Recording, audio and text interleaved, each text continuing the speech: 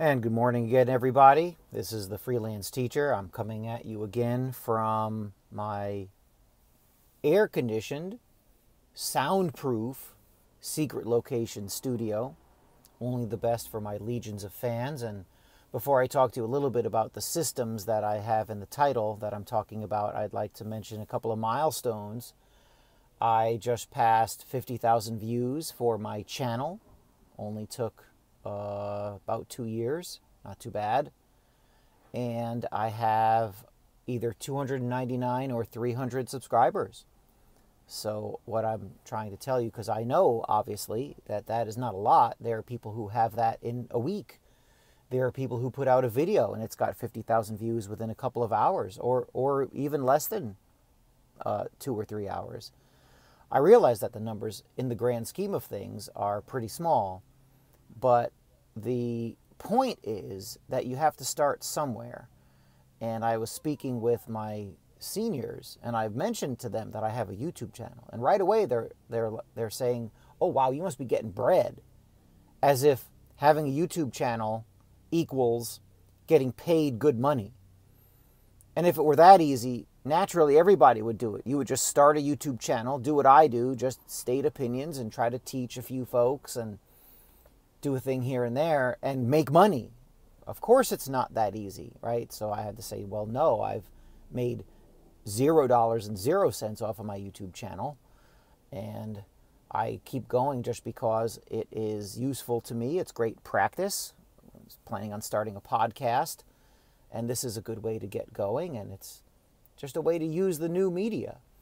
And my legions of fans really appreciate it. And it's hard to let you guys down. I don't want to do that. I want to get the information out there and show you what's going on in the world of education and where my viewpoint is. And where I find a lot of value is when I have young people with unorthodox and or politically incorrect views. And I let them know they're not alone.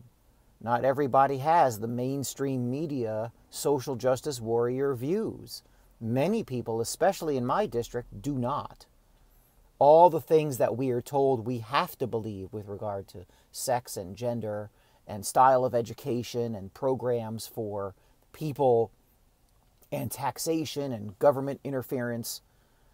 You know, the big shots in Hollywood and the media tell us that only evil, terrible people think those kinds of things.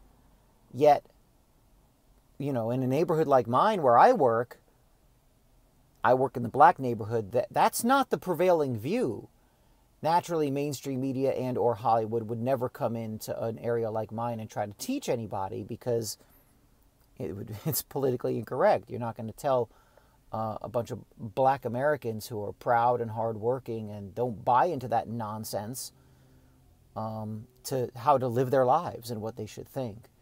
And let me put it to you this way, in case you're not understanding what I'm talking about.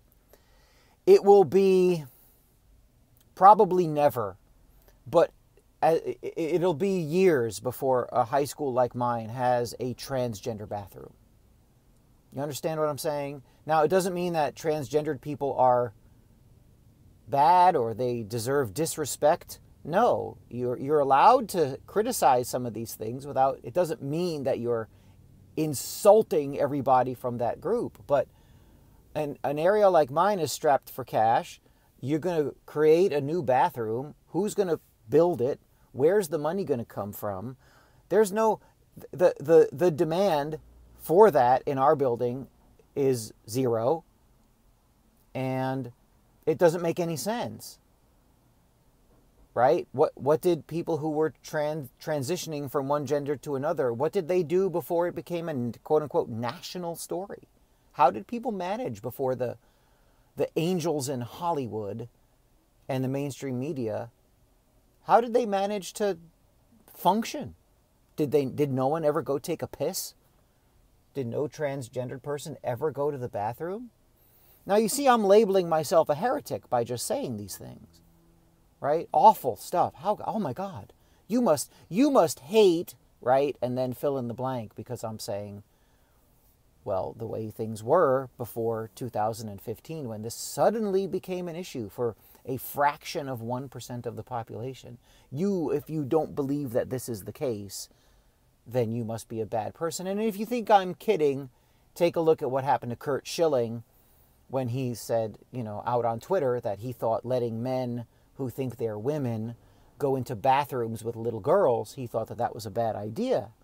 And he put an extreme tweet out there. And his all of a sudden freedom of speech and all this kind of stuff went out the window because he was a heretic and he got fired from his job. So luckily for Curt, not only did he get past 3,000 strikeouts, but he also is a multimillionaire, so he doesn't care. And that's the thing about where I am in the system that I work. It doesn't care about mainstream media opinion. And it's a strange thing to be in the democratic liberal stronghold of Mount Vernon and have no interference from the politically correct overlords who rule over corporate media and Hollywood and other social constructs and tell us what to think and tell us what words we can and can't use. That's pretty impressive.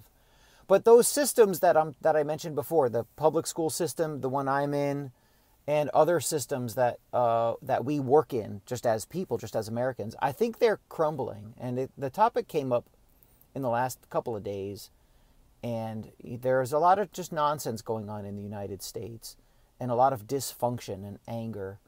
And you see a lot of that on social media, and you see it in the press, and you see it in a couple of other areas as well. And I mentioned, and it kind of came to me just reflexively without much of any kind of deep analysis, but I think the systems that were in place are broken. I think they're running their course. I think they're running dry. And what I mean is the systems that we kind of take for granted that are ineffective, corrupt, broken, not doing what they were intended to do. I think that they're not functional anymore. I think there was a time when they were more functional, and they're not doing their job anymore. I can speak using an example I know well of what I'm speaking of when I talk about the public school system, particularly in my area.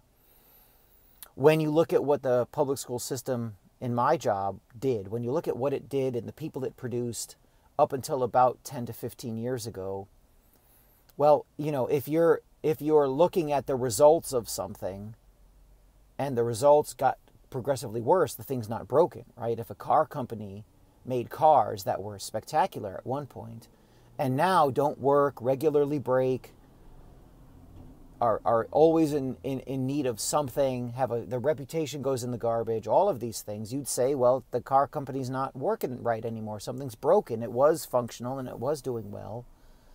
And now what it produces is substandard and certainly less quality than it used to be. Well, it's the same thing in the public school system where I am. And I keep saying where I am because I know that for a fact. And I also happen to know that it's in other areas as well. It's not just mine, but let's stick to my area, because I think it's representative of a larger whole where the public school system doesn't work in the sense that the graduates it produces are not as high quality. And what you have is a manifestation of a system crumbling. You can look and see these things, particularly when you look at the books, the curricula, and the schedules of students from anywhere pretty much before 1998. We're pushing now 20 years. If you go back into the mid-90s, early 90s, particularly from the mid-80s back, we're now 30 years behind. And you look at the books that were used, the schedules that were kept, the outside of school reading that was done, the amount of homework that was given. Everything is easier for students. Everything. We don't read as much outside of class. We don't give as much homework. We're told by the Common Core curriculum in high school to not read the entire play, Romeo and Juliet, just look at these select parts and go very deep into those parts, but don't read the entire thing. That's the Common Core curriculum in New York State, right? You can go on the New York State website and take a look at 9th grade curriculum, and you'll see that they focus on sections of Romeo and Juliet, not the whole thing. So, and it's not just Romeo and Juliet. It's everything.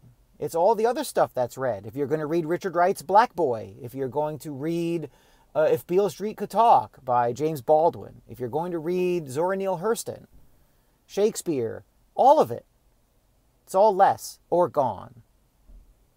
None of it is the way it was. It's all less. And here's the thing. The students coming out are not as prepared. Students come out and they can't function at a level in philosophy, literature, math, all the hard sciences at the level they were before.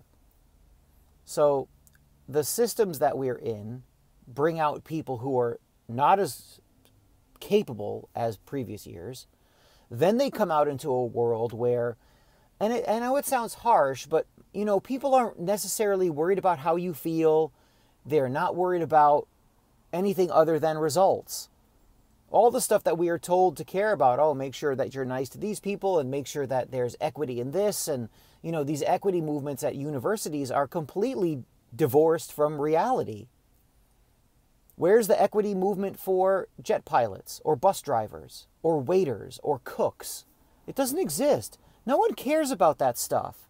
So students go through high school, then they go through college and get it worse. They get kind of an even worse fantasyland, nonsensical, divorced from reality, quote-unquote, so-called education at the university level. And then they get out into the working world. And they're angry because they have no skills. Some people have lots. Some people have none. And it's like, well, I have a degree from high school. I have a diploma from college or university X. How come I can't? Who are these people running the financial world? Who are these people building gigantic buildings? Right over here, right at this corner. My little one is in a class right now. And the building is Trump Place. Yeah, Donald Trump. Trump Place. What did he do to get there? Right? Don't go to the New York Times or go to the DNC website or Occupy Democrats on Facebook and find out what Donald Trump did. Don't go there. Go to some dispassionate, unbiased place and find out, well, what did Donald Trump do? He's got a big building. It's right here on the Upper West Side of Manhattan, a Democratic liberal stronghold. And there's a gigantic building here. Where did he go to school? And you hear silly things like, oh, his father gave him millions upon millions of dollars and he just doesn't really build anything. He just slaps his name on these buildings. Yeah, you know what? That's not the story.